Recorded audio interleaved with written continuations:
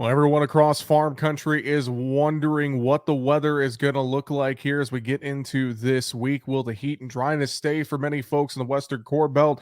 Here to talk with us about the weather forecast this week, Eric Snodgrass of Nutrient. And Eric, great to have you on. Hope you had a good weekend, sir. I think the big question in farm country to start is that ridge, is that heat and dryness going to stick around for many in the Western Corn Belt and the plains here this week?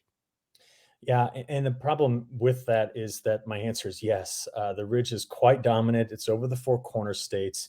I mean, we're starting to see temperatures in the plains reach up into the low, like one teens, possibly in certain places. And with that, we're also getting very windy conditions today throughout the plains, especially back into Montana. And the Western Corn Belt's just taking a beating. And it was the Western Corn Belt that only had like sporadic storms over the weekend. They didn't get the rain like the Eastern Corn Belt. And we should talk about that because Southern Wisconsin, Northern Illinois, Southern Illinois, and a lot of Indiana, Ohio, Kentucky, pockets in Tennessee got these, I mean, just perfectly timed rain. Now, some of it was way too much. I saw some rainfall totals over 8 inches in some places, causing some flooding. But you look at that weekend rainfall, and in some locations, it really outperformed what the models had said. But there were holes. I live in one in Champaign. It was from Champaign right across central Illinois. We needed about 3 times as much as we got in certain places there to really buy us time. But you're right. The biggest issue is west, and it's going to continue to be west while the ridge sits over the west.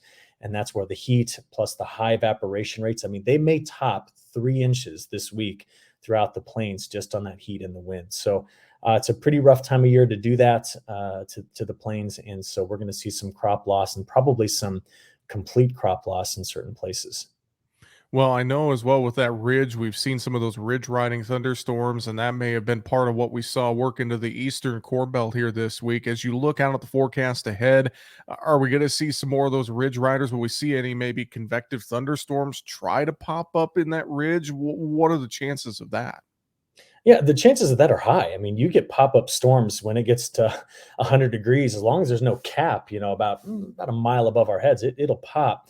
But it locally delivers the rain. And if you follow it the next day with another day of 100-degree heat and wind, then you lose almost all that rain you got. So it's kind of it's great that you can get those pop-up storms, but they don't last. But you ask about the ridge runners. I don't see any slowdown in the ridge riding storms. And the big reason for that is there's still a Canadian low pressure track. The jet stream's sitting right in southern Canada and just keeps rolling right there along the US-Canada border. So that drags weak fronts right over the top of the ridge. It meets the unstable air and storms pop. And the models are by design. By design, they can't handle it very well. It's a difficult thing for them to predict. It's a resolution issue and an initialization issue, which means our skill as forecasters is to really hone in on those areas. And I tell you that parts of the upper Midwest, getting through the eastern Corn Belt, are going to see better chances at storms. Now, how far to the west is that dividing line? Is it central Illinois, or is it eastern Iowa, or is it even as far west as western Iowa? A lot of folks would be happy if I gave you the latter and we put it all the way in western Iowa, but I think it's going to be farther east there. I'd be watching the Mississippi River as a dividing line going forward. Eric, as well, you mentioned some of the drought creeping in or some of the ridge creeping in. We're getting some flash drought in Mhm. some areas of the plains as well. And I would have to think if the heat continues, that's going to exacerbate itself moving forward. Yeah, and I think the hardest hit states are going to be Texas, Oklahoma, Kansas, Missouri, and Arkansas. If I had to narrow it down to a certain group of states, but the surrounding areas are going to be at risk as well. And we will see in the Corn Belt highs getting into the mid to upper 90s at times as we work our way through the end of July. And as you and I have discussed, we're a couple weeks late, maybe 2.5 weeks late on pollination. So this is the wrong time of day to do that. A wrong time of year, excuse me. I was thinking day because it's those overnight lows we want to get down there in the 60s at least. And some of the forecast models are stretching those overnight lows into the low 70s as far north as Iowa. So this is going to be a situation where once we're finished with this, we'll see the true damage extent as we go into the month of August, because still in the background, La Nina has got a grip on this pattern. I mean, that's why we've seen the increased risk of drought in the midsection of the country, and it's just kicking away. I'm impressed. Way to go, atmosphere! You really got me on this one because that La Nina has survived and continues to look as though it's going to keep around for this fall and even early winter. Eric, you post your daily newsletter for folks to take a look at. I know on the Monday one here, we saw that new summer fall outlook from Columbia University you put in the newsletter. Can you highlight that a little bit? What are we seeing with that new outlook? Yeah, they're a great research institution, and they're just one of the groups around the country that will distill down all the weather models and then put it into a statistical analysis to see where there's greatest risk.